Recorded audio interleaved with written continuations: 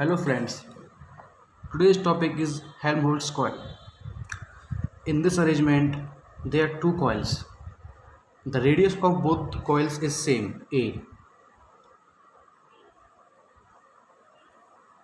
and the number of turns in both coils is also same, and also the direction and magnitude of current in both coils is same. So let's proceed towards the derivation. In this coil हम ये मान लेते हैं कि ये centre है इसका, और एक और इम्पोर्टेंट चीज़, जो इन दोनों कॉइल के बीच का डिस्टेंस है वो भी ए ही है। चलिए डेरिवेशन करते हैं। अब हम मान लेते हैं कि सेंटर से हम थोड़ा सा इस तरफ चले हैं, ये डिस्टेंस x, सेंटर से हम थोड़ा x डिस्टेंस इस कॉइल की तरफ चले हैं लेफ्ट साइड। तो इस कॉइल की वजह से जो इस जगह पर इलेक्ट्रिक फील्ड होगी, सॉरी मैग्नेटिक फील्ड होगी, उसकी जो वैल्यू होगी वो होगी यू नॉट आई अपॉन 2। ये जो डिस्टेंस होगा यहाँ से यहाँ तक का, अब ये हमारा ए है यहाँ से यहाँ तक, तो यहाँ से यहाँ तक का तो a/2 हो जाएगा, और यहाँ से यहाँ तक का हो जाएगा a/2 माइनस एक्स। तो वो पहले तो आएगा a square upon a/2 minus x whole square plus a square 3/2। This is the magnetic field due to this coil at this particular point. Now magnetic field इस कॉइल की वजह से यहाँ पे कितनी होगी वो हम कैलकुलेट कर लेते हैं। इसे हम B1 मान लेते हैं। इस कॉइल की वजह से, इस कॉइल की वजह से यहाँ पे मैग्नेटिक फील्ड होगी B2। Everything is same, but जो डिस्टेंस होगा इस कॉइल से यहाँ तक का डिस्टेंस और इस कॉइल से यहाँ तक का डिस्टेंस, बस इसका ही फ़र्क है, और तो ये पूरा सेम रहेगा।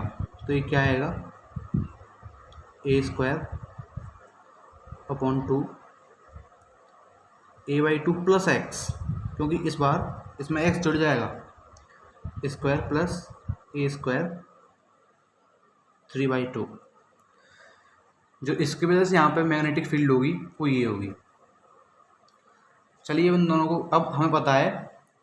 अब देखिए, ये जो है मैग्नेटिक फील्ड, इसकी वजह से भी इस साइड होगी। अगर हम थंब रूल से जाएं तो इसकी वजह से भी इस साइड होगी मैग्नेटिक फील्ड, और इसकी वजह से भी इस साइड होगी।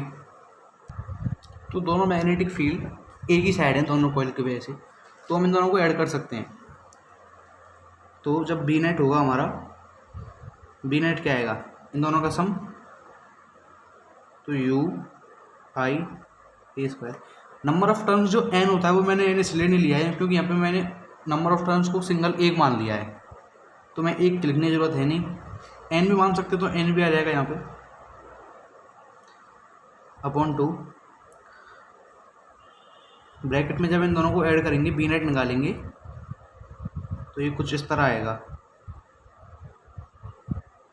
a/2 minus x square plus a square 3/2 plus, अभी ऐड हो जाएंगे क्योंकि दोनों एक ही तरफ हैं। अगर डिफरेंट साइड होती, अगर इसकी जो करंट की डायरेक्शन होती किसी कॉइल में अलग होती, तो ये सब्ट्रैक्ट होते हैं आपस में।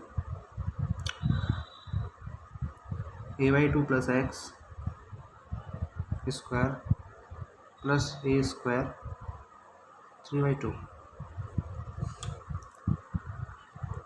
Let's take an assumption now.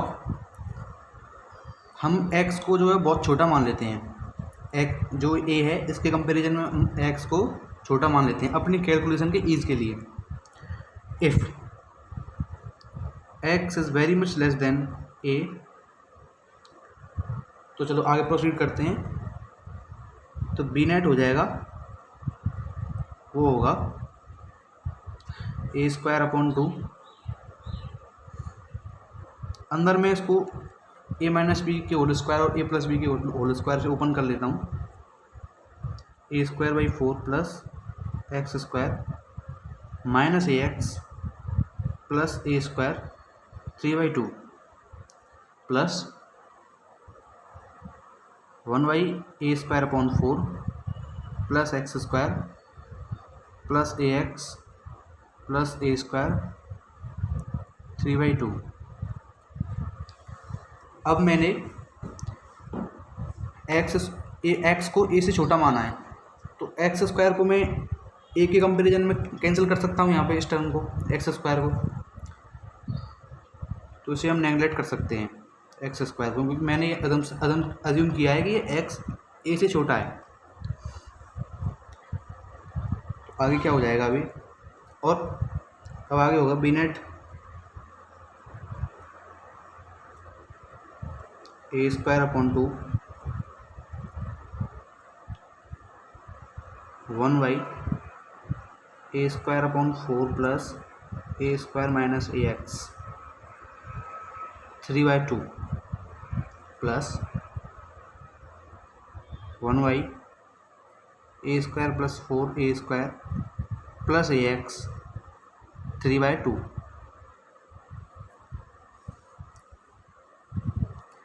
अब हम क्या करते हैं, ऐड कर लेते हैं अंदर।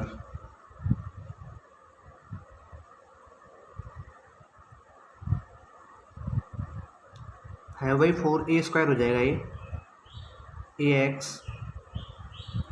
3/2 प्लस 1/5/4a² प्लस ax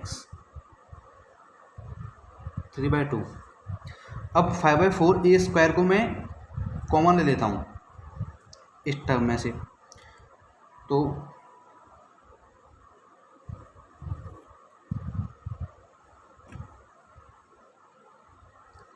ये जो वैल्यू आएगी कुछ इस तरह आएगी अपॉन 2।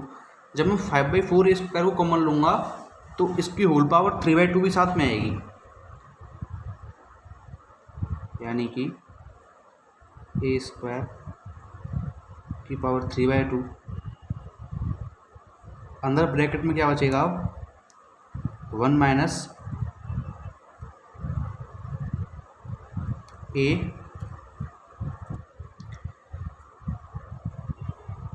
x अपॉन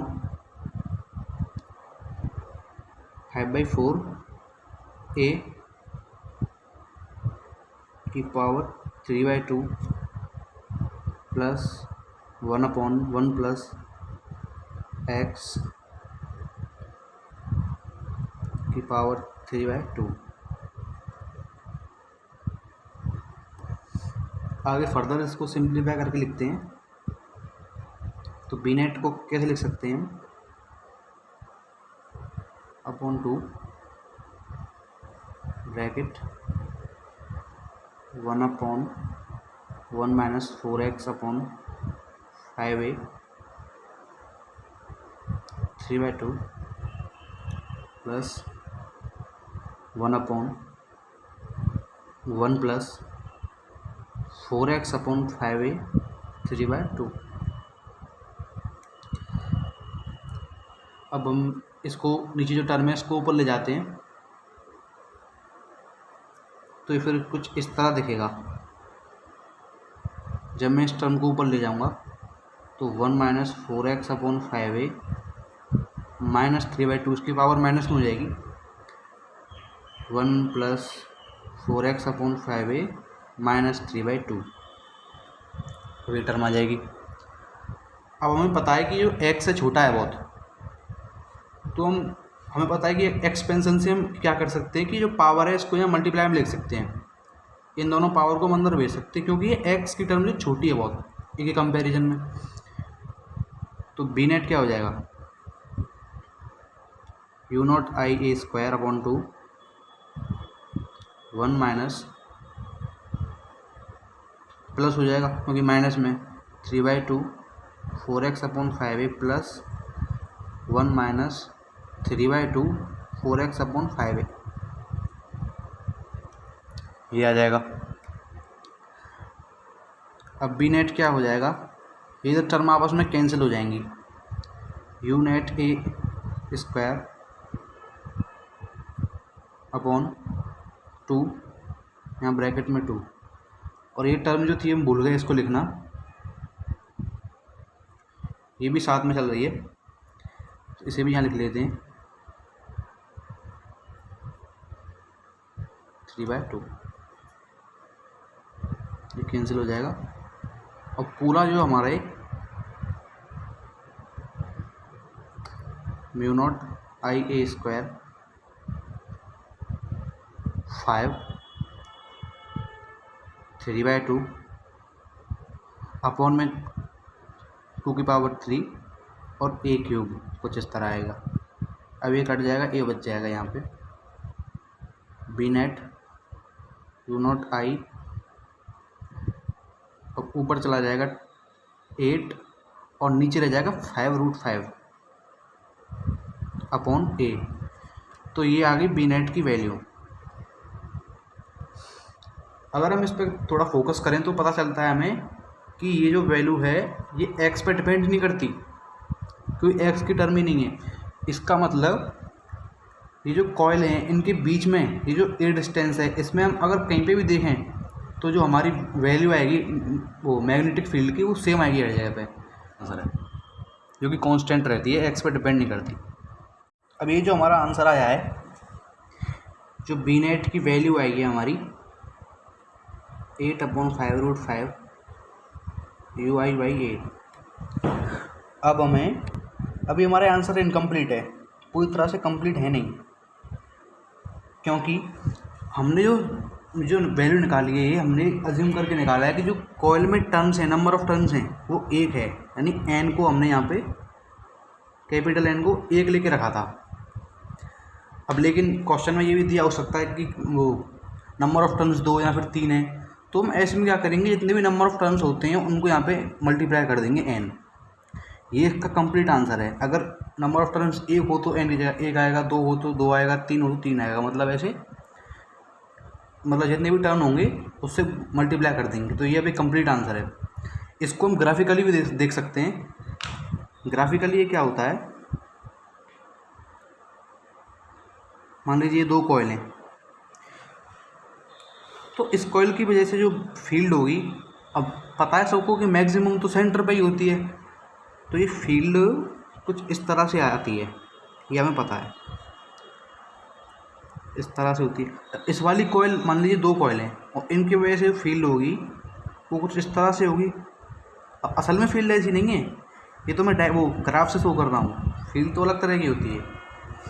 अब देखिए, मान लीजिए मतलब ये जो डिस्टेंस है ए है, तो आप कहीं पे भी देख लीजिए हर जगह जो फील्ड होगी वो सेम होगी। यहाँ पे अगर मैं देखूँ तो इसकी वजह से फील्ड बहुत कम है, लेकिन इसकी वजह से फील्ड बहुत ज़्यादा है। तो जब इनको हम ऐड करेंगे, सम अप करेंगे, तो दोनों की वजह से जो फील्ड आएगी वो सेम आएगी। सिमिलरली यहाँ पे कहीं पे भी ले लीजिए, यहाँ पे भी करेंगे अगर हम, तो इसकी वजह से भी इतनी है और इसकी वजह से इतनी है यहाँ पे। तो जब हम इसको और इसको इतने पार्ट को ऐड करेंगे तो भी जो वैल्यू आएगी वो इसके बराबर ही आएगी जो जहाँ पे यहाँ पे है। यानी कि थ्रू आउट ए, यानी जो डिस्टेंस है इनके बीच का, वहाँ पूरे डिस्टेंस पे जो वैल्यू होगी मैग्नेटिक फील्ड की, कहीं पे भी ले लेंगे हम, सेम आएगी। हाँ, एक और इसमें वो है हमारा ध्यान देने वाली बात है, जो हमारी कॉइल्स की रेडियस होगी वही इनके बीच का डिस्टेंस भी होना चाहिए। जैसे कि हमारी कॉइल की रेडियस ए मानी थी मैंने, तो डिस्टेंस भी उनके बीच का ए माना था मैंने। तो ये एक इम्पोर्टेंट पॉइंट है, जितना भी मतलब रेडियस हो कॉइल का, उतनी ही उनके बीच की डिस्टेंस भी होनी चाहिए, तभी रिजल्ट हमारा वैलिड होगा।